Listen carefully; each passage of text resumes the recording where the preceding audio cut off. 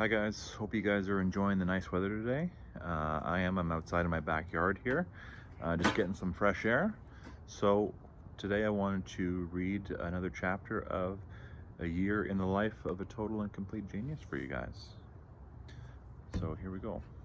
Assignment: Elegies and Odes.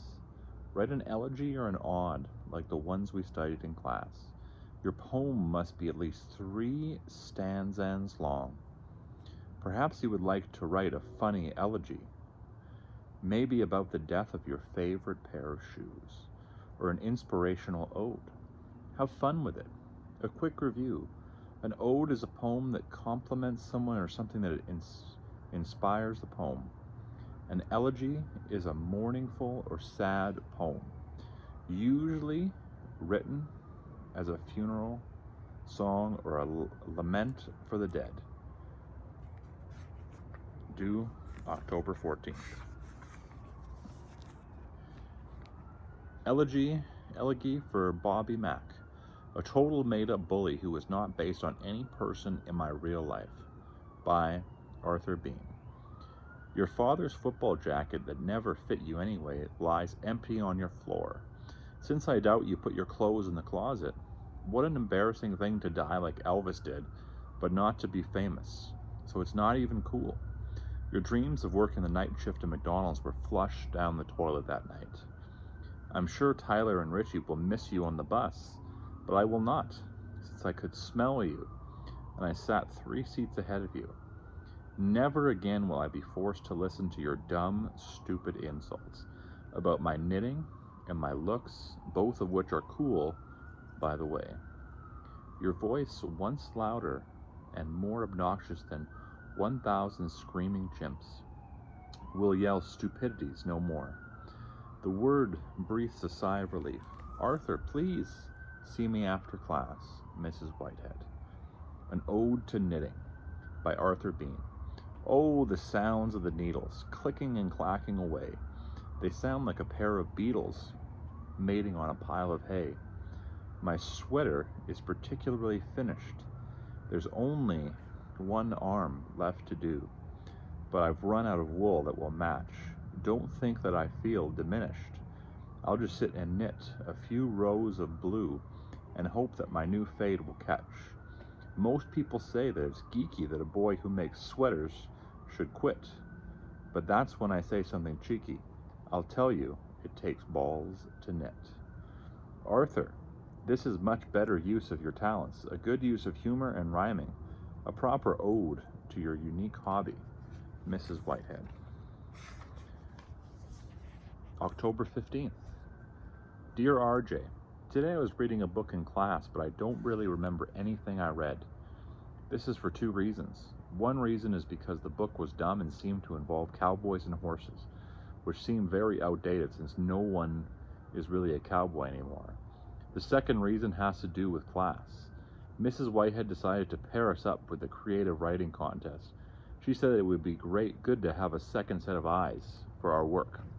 I pointed out that the people who wear glasses already have a second set of eyes, but apparently that's impairment. Anyways, you'll never guess who my partner is, RJ. It's Kennedy. Kennedy Laurel is going to be my partner for creative writing. This will be difficult, I think, since I want to be supportive of her work, but I also want to win the competition. I'm so glad that we're paired with kids from other classes. It makes it more professional. I mean, I would hate to have to see my work in class and be intimidated by how good it is. I bet her story is a love story. I heard from Oliver yesterday that Kennedy has a boyfriend, and he's in grade 8. So her story will be all kisses and true love, which is total crap. My story will be way better. I still think she's awesome, so I hope she's not too sad when she comes in second. I think that I'm supposed to say something here about the book I'm reading too. I'm not really sure. It's a book for class. It's okay because the author is pretty good about explaining how it feels when your mom is gone. It's like my life. It's the same as the dumb cowboy in the book who is not crying, except I'm not a cowboy, and I'm definitely not going to be crying after I win $200. So now all I need is the greatest idea ever for the greatest story ever. Not like it will take me long to do that. Yours truly, Arthur Bean.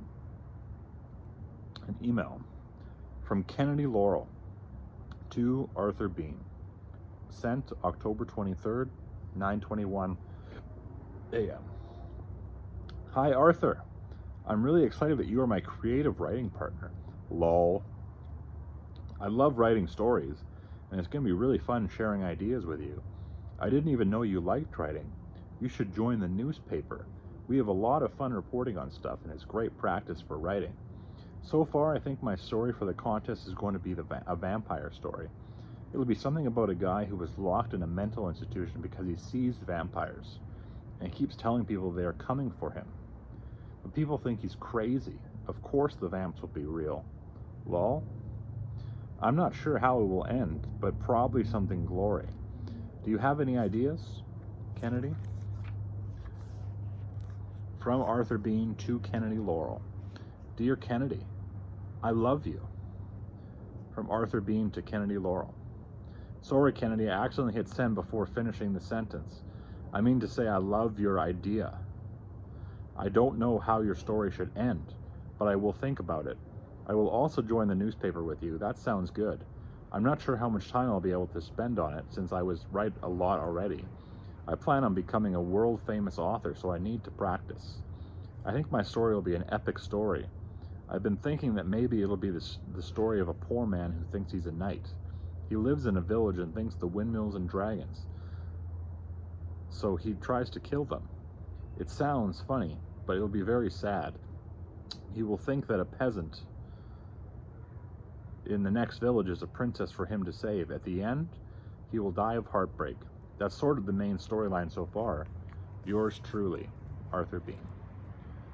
From Kennedy Laurel to Arthur Bean. Hi, Arthur. You are so funny. I'm glad you are going to join the newspaper. That will make 2 new reporters. Lol. Robbie Z is also going to join. Do you know Robbie?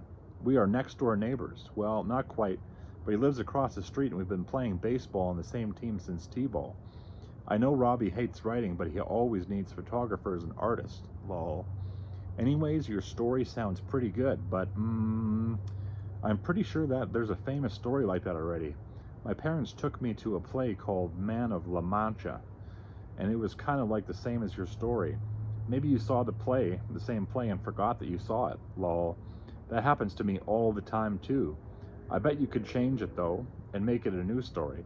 Lots of great writers rewrite other stories. Anyways, have a good weekend, and I will see you at the newspaper meeting on Monday at lunch. Room 204. My boyfriend is taking me bowling tomorrow. Lol. Too funny. Lol. Kennedy. Smiley face. October 24th. Dear RJ, we're still reading the cowboy book. I don't actually know why we're studying it. I mean, Mrs. Whitehead said that she studied it in junior high. How old is this book? And why do authors write stories based in reality? It's lame. First, like I said before, cowboys aren't really real. Not the ways books describe them. And no kid would ever call himself a cowboy. That's like kids who play D&D calling themselves geeks. Cowboys don't cry. Of course they don't. Who would identify with this book? I bet Mrs. Whitehead would say that it's symbolic. My mom told me that symbolism in books was all made up. But I think that's the ranch in the book symbolizing boredom for everyone who has to read it. Luke said that his class is reading The Hunger Games. That sounds way better. I wish we lived close by him, and then I would get to read better books in school. I would rather read a story where the world isn't real, where the world is made up with orcs and knights and magic. At least then the good guys and the princess don't have a next door neighbor who is a guy who accidentally hits people on the head with his backpack on his way to the back of the bus, the way Robbie does to me. She also doesn't have a boyfriend in grade 8 who takes her bowling. Who goes bowling anyway? My story for the competition is going to take place in a different world. I can already describe what all the monsters look like. It's going to be awesome. And all the judges are going to be amazed. at how I was able to create a whole new world and paint images inside their minds. In my story, I won't kill off the parents either, because it sucks for the kids who read that book and knows what it feels like when his mom dies. And it sucks for everybody else who has to be in a class with a kid whose mom has died. And then they look at him to answer all the questions the teacher asks about how the character is feeling. Yours truly, Arthur Ben. From Kennedy to Arthur. Sent October 25th, 3:10 p.m. Hi Arthur, didn't see you at the newspaper meeting at lunch today. Then I thought that maybe I forgot to tell you what room it was in, lol. For next time, it's in Mr. Everett's lab. Mr. E is such a nerd, but he's funny, lol. Anyway, I signed you up to do an article on the Halloween dance. I can't wait to see your costume. Also, have you thought more about your story? I think that maybe in mine, one of the nurses will be an alien. Crazy plot twist, lol. Kennedy. Okay, so that's the end of the chapter, guys. I'll read another one next time. Okay, have a great day. Goodbye.